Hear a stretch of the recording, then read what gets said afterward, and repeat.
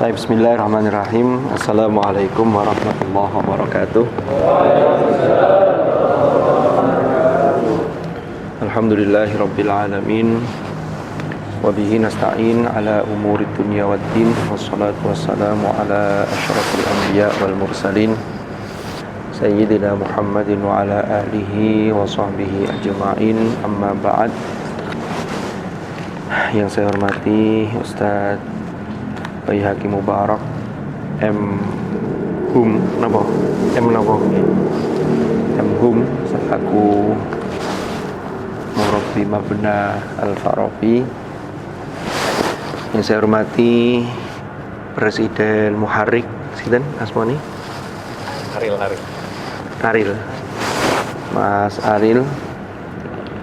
Yang saya hormati para AA musyrif di Mabna Al-Farabi dan juga para, kalau ada AA berarti ada II II dari para muharrik di Mabna Al-Farabi. Alhamdulillahirabbil alamin. Pada malam hari ini kita melaksanakan rapat program kerja yang lebih tepatnya ini mungkin tinggal pleno, karena poin-poinnya sudah dibahas dan termasuk ini sudah lengkap semua, mulai nama program, deskripsi, tujuan dan lain sebagainya tadi sudah dipresentasikan. Maka saya selaku pengasuh Mabna Al-Farabi ini berterima kasih dan bangga dan bersyukur. Pertama saya ucapkan selamat kepada teman-teman muharrik di Mabna Al-Farabi, karena dari sekian mahasantri, berapa Al-Farabi itu? 8. Jumlah mahasantrinya 253. Kemudian yang daftar muharrik ada berapa? 38. Yang diambil 22. Itulah sampean-sampean ini berarti orang-orang yang terpilih. Berarti berapa persen dari 250 berapa tadi itu ya?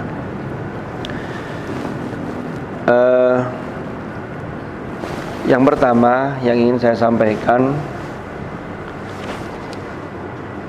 jadi dulu di zaman Nabi Musa alaihi salam, yang umat beliau adalah Bani Israel, itu ada beberapa kategori atau beberapa kategori kelompok manusia. Jadi ada kelompok yang pertama itu adalah orang-orang yang baik, orang-orang yang sholih, tapi sudah merasa cukup dan merasa puas dengan kesalehan dirinya. Lalu kelompok yang kedua itu ada orang-orang sholih, tapi dia merasa bahwa sholih secara individu itu tidak cukup, sehingga harus ada usaha untuk ngajak orang lain untuk menjadi sholih. Maka orang ini kategorinya sholih sekaligus muslih. Terus yang ketiga itu kelompok yang sholih enggak, muslih juga enggak, cuma nanti levelnya yang ketiga ini bermacam-macam. Ada yang memang menolak, ada yang pura-pura menerima, ada yang menerima tapi tidak melaksanakan, dan seterusnya. Pokoknya tinggal yang angel-angel lah. Suatu ketika, yang pertama tadi itu kelompok yang sholih dan merasa cukup dengan kesolehan dirinya, itu merasa kasihan melihat kelompok yang kedua itu. Kelompok yang kedua itu kan dia sholih, bahkan mengajak orang lain untuk mengingatkan kelompok yang ketiga untuk diajak menjadi baik. Kata kelompok pertama begini, kamu ngapain kok repot-repot? Ya, ngapain kok urip digawe angel? Ngurus awake dhewe wis padha tuweke, padha ngertini. Ternyata apa jawaban kelompok yang kedua ketika ada masukan seperti itu dari kelompok yang pertama. Itulah yang di dalam Al-Quran Allah berfirman, wa idh qalat ummatum minhum lima ta'idhuna qaumanillahu muhlikuhum aw mu'adzibhum adzaban syadida. Nah, kelompok pertama itu kan protes. Lima ta'idhuna qauma. Ngapain kalian ini kok memberi nasihat, kok ngajak kelompok yang ketiga sing brengsek-brengsek ini, sing uangil diatur itu kok diajak ae. Wis cerno ae wis gede kok wis padha ngerti ini kan gitu. Yang mereka itu nanti Allah muhlikuhum, Allah akan menghancurkan mereka, au mu'adzibuhum adzaban syadida. Allah akan mengazab mereka. Nanti mereka biar tahu rasa. Ternyata jawaban kelompok yang kedua apa? Qalu ma'dziratan ila rabbikum. Mereka menjawab, kelompok kedua ini, loh kami ini mengingatkan itu sebagai ma'dziratan ila rabbikum. Kenapa? Ma'dziratan itu sebagai nanti kita punya alasan di hadapan Allah. Karena ternyata tugas manusia itu ada tugas abad. Wa ma khalaqtul jinna wal ins illa liya'budun. Ada tugas inni ja'ilun fil ardi khalifah. Khalifah itu memakmurkan. Lah memakmurkan itu termasuk bagaimana sumber daya yang ada itu bisa baik. Itu kan dalam konteks memakmurkan. Maka nanti kalau ditanya jawabannya ma'dziratan. Terus yang kedua, wala'allahum yattaqun. La'alla itu sebagai bentuk taroji, jadi ada harapan. Barangkali, semoga, mudah-mudahan, baik menowo mereka ini kemudian menjadi orang-orang yang baik. Kelompok yang ketiga ini. Berarti yang perlu kita garis bawah itu dua hal di sini. Lah, sampean yang mau daftar menjadi muharrik, lalu sudah diterima jadi muharrik, sudah dilantik, ya, yang di SC itu baris rapi begitu, sambil luar biasa ya, barisnya saja sudah berhenti di depan para pengasuh, lalu hormatnya saja sudah luar biasa itu. Ya. Itu kemudian, itu suatu momentum, suatu kesempatan bahwa ketika sampean jadi muharrik, berarti sampean punya media untuk bagaimana menjadi muslih. Tidak hanya sholih gitu loh. Karena nanti orang itu akan ditanya, sampean dulu di Mabena apa? Oh, saya di Al-Farabi. Kan begitu. Sampean harus api, alhamdulillah saya baik. Karena yang jadi muharrik ini insya Allah secara individu itu sudah bagus-bagus, sudah banyak yang sergap-sergap, dan semuanya sergap-sergap. Kalau tidak sergap, begitu daftar interview, yang nggak sergap itu daftar saja tidak mau, nggak tertarik, karena ngurusi dirinya juga tidak selesai kan gitu. Jadi sampai nanti punya alasan.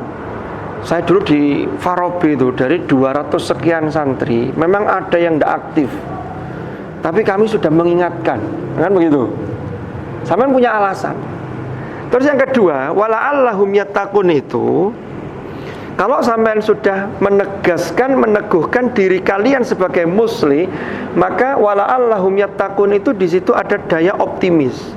Mengingatkan orang itu tidak boleh gampang putus asa, memang tidak boleh.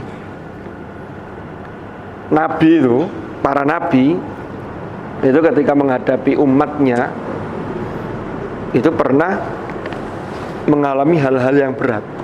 Hatta idza stai'asar rusul wa dhannu annahum qad kudzibu. Apa yang terjadi? Ja'ahum nasruna fanujjiya man nasha. Jadi memang pernah mengalami, tapi yang tidak boleh itu kemudian berputus asa. Di situ dikatakan hatta idza stai'asar rusul, itu bukan berarti sudah putus asa, tapi ini hampir. Karena putus asa itu tidak dibenarkan. La tai'asu mir rauhillah, la taqnatu mir rahmatillah, kan begitu. Nah, terus saya lanjutkan. Jadi pertama, ini peluang yang luar biasa. Apalagi tadi saya lihat program-programnya itu luar biasa. Makanya ini dikuatkan di dalam surah Ali Imran, kuntum khaira ummatin ukhrijat linnas. Khaira ummah itu siapa? Khaira ummah itu kalau memenuhi syarat ta'muruna bil ma'ruf wa tanhauna 'anil munkar, dan landasannya wa tu'minuna billah. Dari sekian definisi ini, ta'muruna bil ma'ruf itu kalau ditimbang secara persentase, ta'muruna bil ma'ruf itu masih lebih berat wa tanhauna 'anil munkar. Makanya bukan bermaksud membandingkan, tapi definisi ini yang banyak kan memang ta'muruna bil ma'ruf. Tapi kalau keamanan itu tanhauna 'anil munkar. Makanya biasanya di pondok-pondok yang mungkin pernah jadi keamanan, antara jadi ubudiyah dengan keamanan, itu biasanya akeh sing gak seneng itu nang keamanan. Itu resiko memang. Tapi tetap ada keseimbangan, tetapi memang keamanan itu lebih banyak di wa tanhauna 'anil munkar.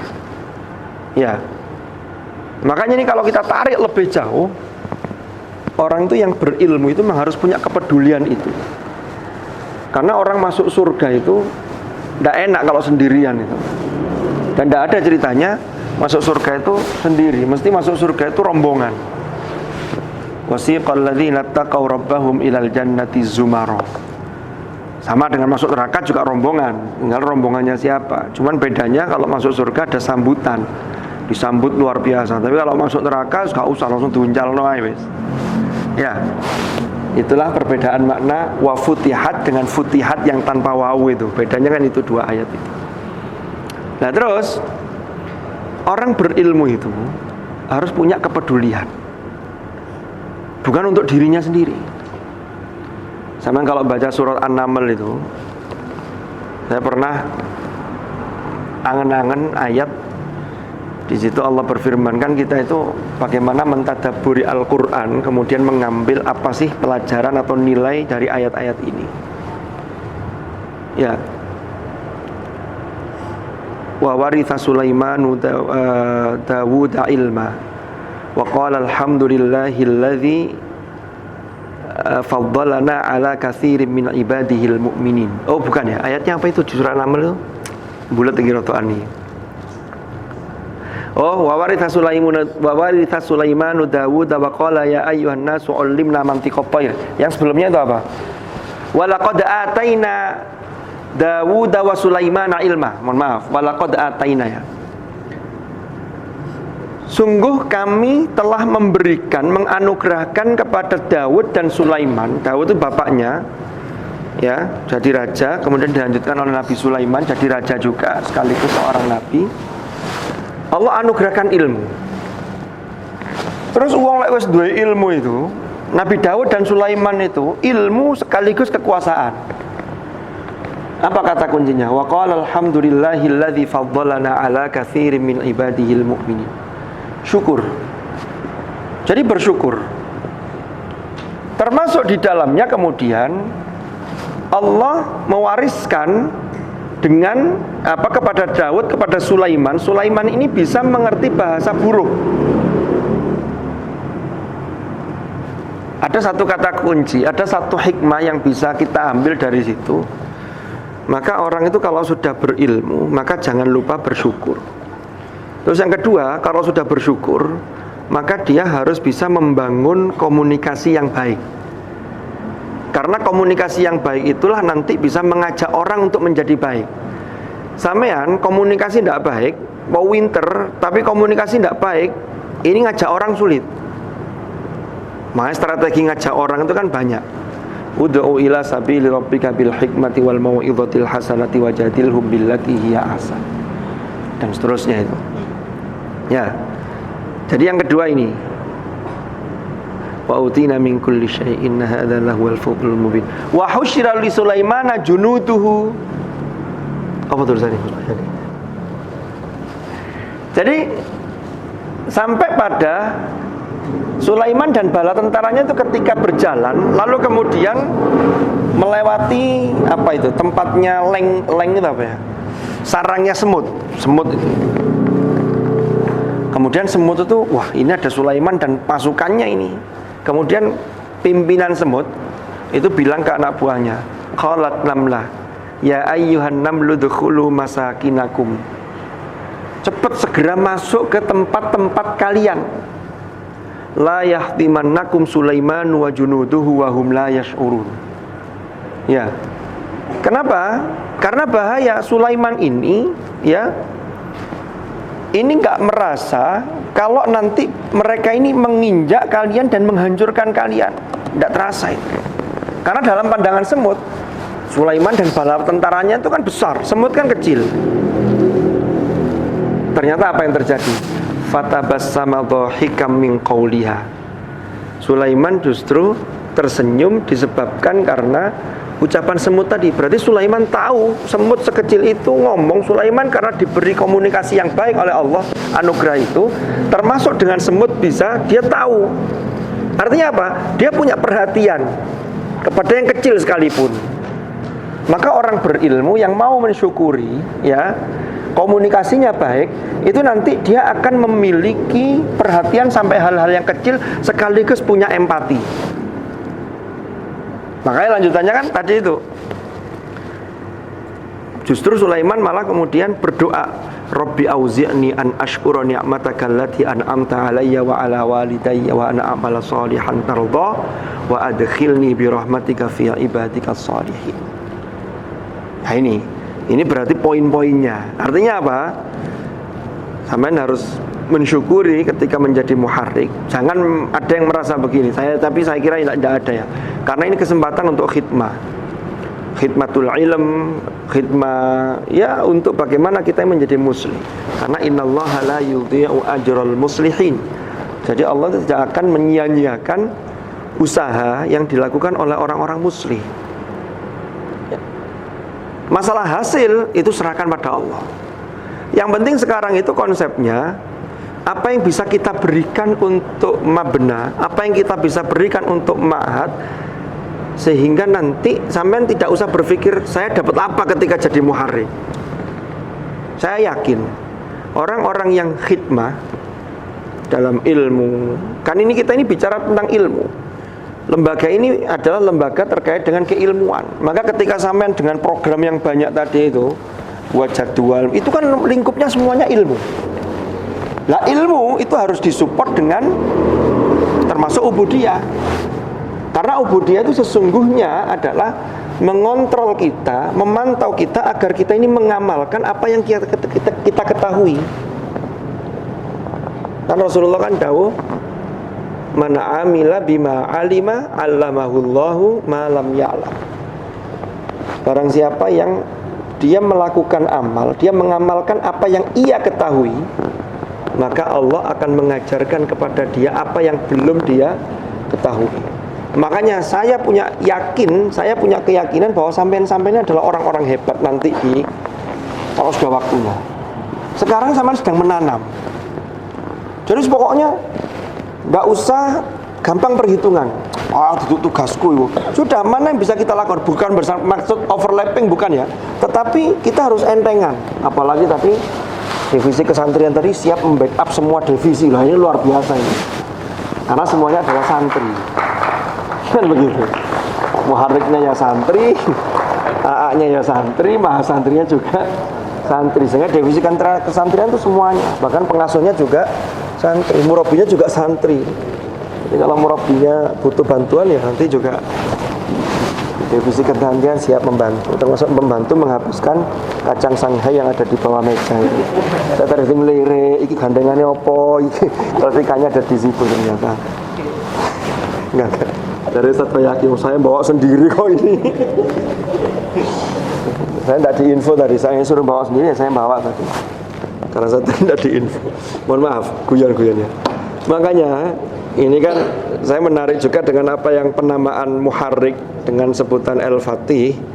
Fataha yaftahu itu kan adalah sesuatu yang terbuka setelah sebelumnya tertutup, setelah sebelumnya terkunci. Makanya orang yang saya tidak paham kemudian dia dapat memahami, itu namanya ada futuh ilahiyah. Makanya Fathu Makkah itu asalnya tidak bisa masuk kita orang beriman karena dikuasai orang-orang musyrikin Mekah. Begitu masuk ya terjadi penaklukan kota Makkah, maka namanya Fathu Makkah, kan begitu. Maka ini nanti sinkron dengan yang Man amila bima alima allamahullahu ma lam ya'lam. Karena belajar itu Sampean dengan menjadi muharrik itu berarti mencoba dan berikhtiar untuk memadukan tidak hanya aspek dirosa, tapi aspek wirosa. Jadi aspek dirosa itu yang kasbi. Kasbi itu yang harus sampean usahakan. Tugas kerjakan, buku dibaca, ya dikoreksi oleh dosen, harus begini diarahkan. Itu yang kasbi, itu yang memang harus kita lakukan. Tapi ada aspek wirosa. Wirosa itu adalah yang ini adalah pemberian. Ini anugerah. Jadi kalau dirosa itu aspeknya adalah Rabbi zidni ilma warzuqni fahma, itu aspek wirosa. Kalau dalam surat Al-Alaq itu alladzi 'allama bil qalam, itu dirosa. 'Allamal insana ma lam ya'lam, itu wirosa. Dikuatkan lagi dalam surah Al-Baqarah ayat yang paling panjang itu penutupnya wattaqullah wa yu'allimukumullah. Lah sampean ini kan mengupgrade diri, lalu kemudian ngajak orang, itu kan sudah luar biasa itu. Tapi jangan kemudian merasa, iki lho muharrik, iki lho ngejak wong, ya ndak.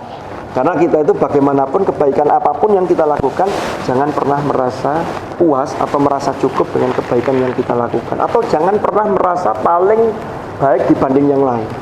Karena kalau itu yang terjadi, justru itulah letak titik kemunduran kita secara pribadi. Maka sekali lagi saya sampaikan secara umum proker-prokernya sudah bagus dan tidak ada yang bertentangan. Karena saya lihat tadi devisinya termasuk Ubudiyah kan tidak ada proker bikin konser dangdutan, kan tidak ada. Jadi ya memang ini yang mensupport terkait sistem ini. Jadi nggak usah bikin program yang aneh-aneh. Jadi kita harus bikin terobosan, bikin.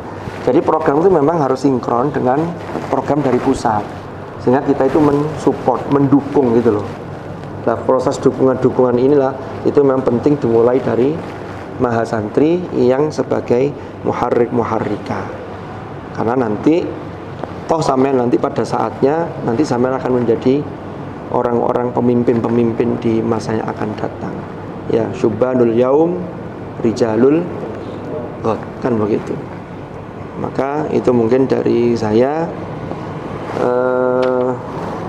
Kalau tambahan saya kira tidak ada, hanya mungkin ya di divisi Ubudiyah. Saya tidak tahu kalau tahun yang lalu itu proses seleksinya seperti apa. Tapi barangkali bisa dipetakan. Itu kan tahun kemarin kan mulai dibuat terobosan baru untuk imam tarawih. Itu kan diambilkan dari mahasantri. Saya kira mahasantri apalagi yang muharriknya sudah banyak yang berpengalaman jadi imam. Ya, yang di depan, bukan imam yang di belakang. Karena kalau imam di belakang namanya imam, tapi bukan sebagai imam. Imam Sopo, Imam Dimas atau siapa gitu, Imam Farhan atau ya ini itu mungkin bisa dipetakan dari sekarang, sehingga ada siapa yang bacaannya bagus, siapa ini dan seterusnya, itu nanti mungkin bisa dimasukkan. Cuman saya tidak tahu apakah nanti daftarnya itu individu atau perma benar, saya tidak tahu itu. Itu terobosan tahun kemarin untuk imam dari mahasantri itu, karena sekaligus untuk melatih tampil di ma'had ini. Walaupun sudah biasa tampil di pondoknya, itu kalau tempat yang berbeda kalau tidak terlatih kan juga kurang. Jadi ini banyak yang di sini mensupport, membantu dan seterusnya. Membantu itu tugas yang mulia. Bahkan sekarang di Indonesia itu pembantu itu punya kedudukan khusus. Sampeyan tahu, sekarang pembantu itu dibuatkan bank khusus. Saya sering baca itu, kantor cabang pembantu. Oh, jadi wong sing seneng bantu-bantu digaekno bank dhewe.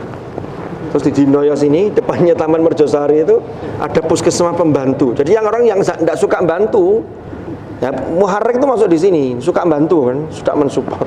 Jadi jangan khawatir, level Anda itu tinggi, pembantu itu tinggi. Pembantu rektor, loh kan tinggi itu, pimpinan itu. Nggak usah dikasihnya.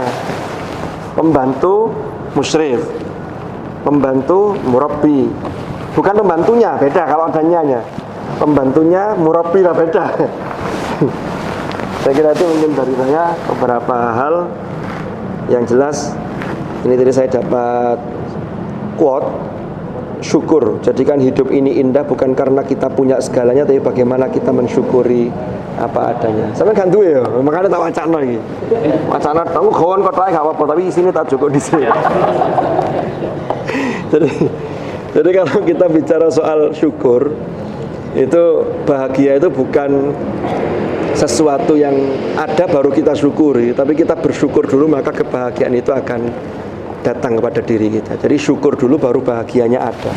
Karena kalau nunggu bahagia, kadang orang sehingga tidak muncul syukurnya, karena konsep bahagia itu kadang-kadang subjektif kalau tidak dibimbing oleh wahyu, tidak dibimbing oleh ayat. Itu mungkin dari saya, mohon maaf. Hadanallahu iyyakum ajmain. Al-afwa minkum. Assalamualaikum warahmatullahi wabarakatuh.